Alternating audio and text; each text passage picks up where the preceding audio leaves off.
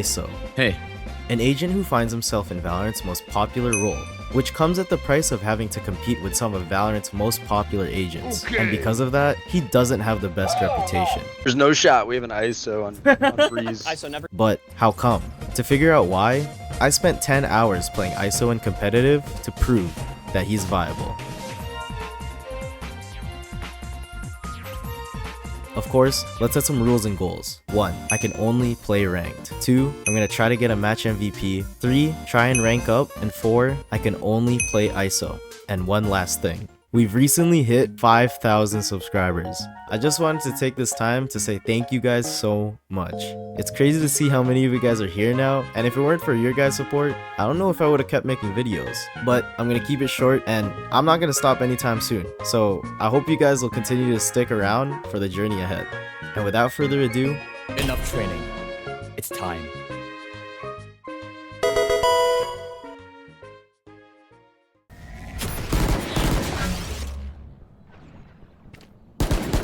Oh my god. in the first few hours, I already knew this was gonna be fucked. And if you're new around here, I made videos playing these guys first, and I didn't have much of a hard time because I was kind of used to playing Sentinel and Controller. But guess what role I absolutely can't play to save my life? I don't know why, but I was never interested or any good at playing Duelist. It's just not my style. So going into this challenge, I was expecting the worst. But it wasn't just my lack of confidence in playing Duelist, I knew for a fact that I was gonna get flamed. There's no shot we have an ISO on freeze. ISO never give. Yo.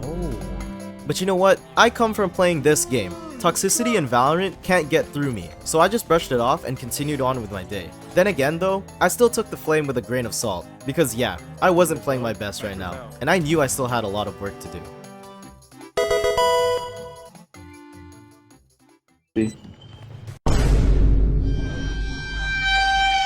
Yo. In hour 4 and 5, I started to warm up to ISO's kit and playstyle, but I had a small problem. I can't win with ISO's ult. Yo. No distraction. Spike planted. Got the planner. Jet's on you.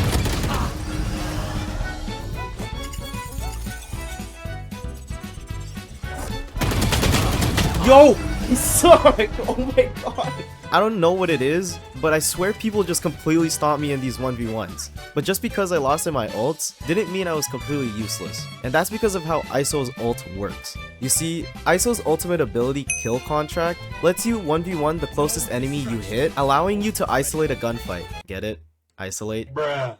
Also, in this little 1v1, both of you can't use your abilities, and you both get walls, with ISO getting 2. But those walls won't stay up forever, and they'll drop, making it impossible to hide within the arena forever. But if you just keep losing in your ults, aren't you just useless and bad? First of all, that's rude, but let me explain. Obviously you want to win with your ults to get a man advantage, but you can also use this ult to capture specific people with it. Because abilities are disabled within the ult, the agent you capture's abilities will become disabled outside of the ult, like Killjoy and Cypher's util. This is really powerful since not only can you get Cypher free, but if you do lose, your teammates can easily get a free kill just by waiting for them to get teleported back like a Phoenix ult. This concept of kidnapping someone can be used in other scenarios as well, so make sure to get creative with it. With that being said though, I knew I wasn't playing up to ISO's true potential, and I still had a lot to work on.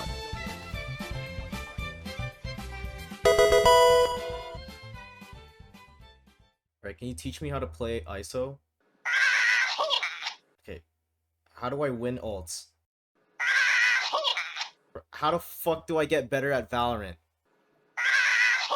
Okay, this app doesn't even work. In hours 6 and 7, I was dead. Like, I had a lot of deaths. So just like when I played Deadlock, I took my death time to research a couple of things about ISO to get to know his kit more. But really quickly, let me just go over ISO's abilities. ISO's kit consists of these abilities: Contingency, Undercut, and his signature ability, Double Tap. Contingency is an indestructible wall that ISO pushes forward, which blocks bullets. Undercut works like a small and faster version of Omen's Blind, which instead of blinding, vulnerables people that get hit. Double Tap makes ISO focus, and upon killing someone during this flow state, generates an orb, and when you shoot it, it'll give you a shield which absorbs 1 instance of damage from anything. Great. Now that we know his abilities, let's go over some things I found pretty useful. ISO's wall is great for isolating a fight if the enemy is going for a full push. Since ISO's wall goes forward and can't be shot through, you can use this to your advantage to isolate fights when people are pushing you, forcing their teammates to decide to push up your wall and putting themselves in a bad position for a trade. ISO's Undercut ability is very powerful during pistol rounds, making the classic 78 damage headshot deal double damage, which pretty much makes you have a sheriff and half shield on round 1. Also, this ability moves pretty fast and has a pretty decent range, so pairing this up with raise nades and Sova shock darts can really help shut down pushes. But be careful, because like Omen's Blind, you can also vulnerable your own teammates, so make sure they aren't in the way before throwing your abilities. And finally, as tempting as it is, you don't always have to shoot the orb. Sometimes it's better to be ready to fight the next person instead of going for an orb that could just save you from one little bit of damage. So, with my newfound knowledge, I went into the next couple of hours, hoping to get a little win streak going on with ISO.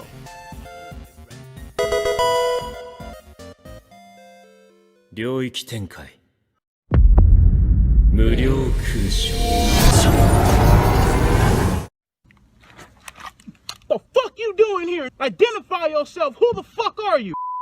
In hour 8, my hands were finally warm, and I've gotten used to ISO's playstyle. Get out of my way! The hunt begins.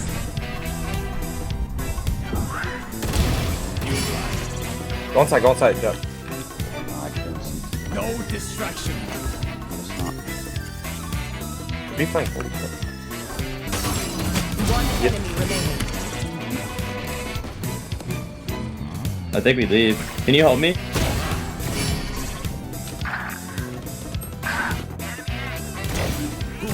My ult is ready. Destabilizing.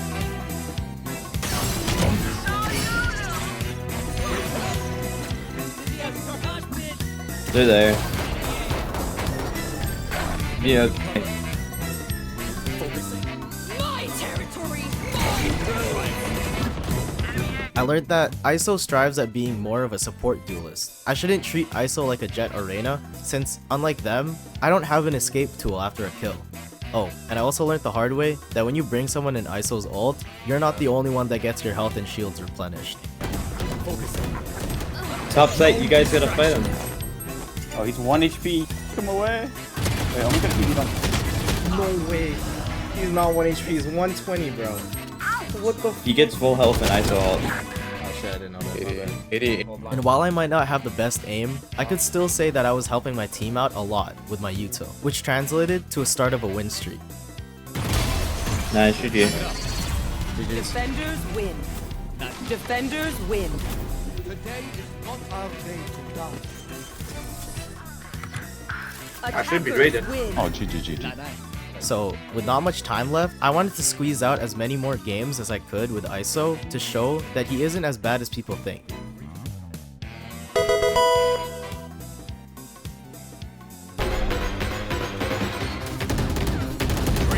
You should run. One enemy remaining. Spike down A.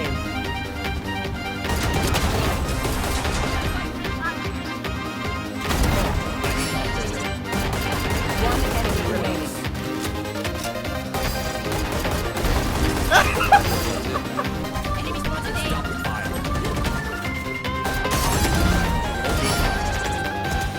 One enemy remaining.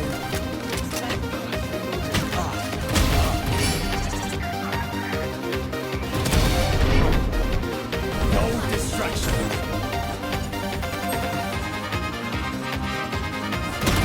One enemy remaining.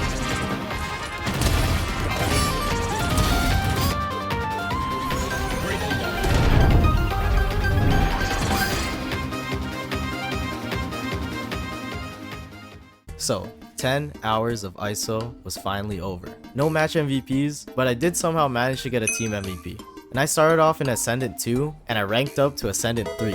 Finally, my thoughts on ISO. I think he's weird. I mean, just look at the difference between how he looks in the cinematics versus in game. Alright, seriously though, I think that ISO is pretty misunderstood. Let me explain. I don't think it's right to just say ISO is a duelist. If anything, I think he's more of an initiator, forced to be called a duelist. And I know this mixed role isn't uncommon though, as many agents are flexible within their roles, allowing them to do other things than what they're quote-unquote supposed to do. But that being said, ISO excels at being more of a secondary support duelist, while also being able to maintain his own due to his signature ability being pretty self-sufficient. But let me ask you this question again. What makes ISO a better flex pick here than any other agent? I don't know.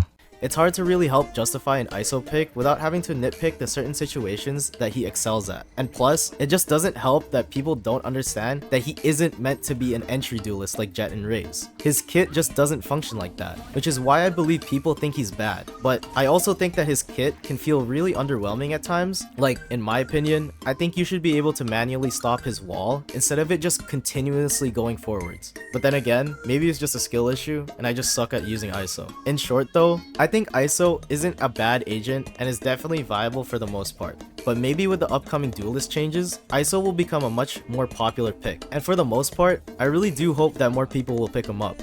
I found his playstyle really fun to play, and hopefully he won't be considered a troll pick anymore. And finally, don't let my opinion stop you from playing ISO. If you're interested in learning ISO, or just like his character design, just play him. You might just be an ISO main.